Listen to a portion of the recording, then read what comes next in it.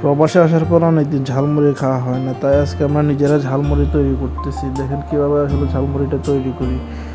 এই যে এখন পেঁয়াজ দিচ্ছে, কাঁচামরিচ দিচ্ছে, এখন মুড়ি দেওয়া হচ্ছে, তারপরে দেওয়া হবে ছোলা। এই যে এখন ছোলা দেওয়া হচ্ছে, তারপরে একটা আলাদা মশলা বানাইছে, এটা আমার বড় ভাই বানাইছে, উনি নিজে বানাইছে এগুলা।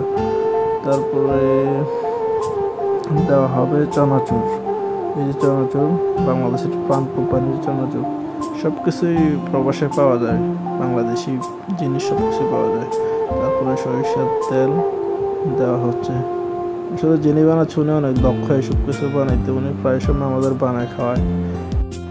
দেখেন একবারে বাংলাদেশের ঝালমুড়িওয়ালার মতো দিতেছে ঝাঁকিটা, দেখতেছেন, পুরা দক্ষ, সবসময় বানায়, আমাদের প্রায় সময় খাওয়া হয়।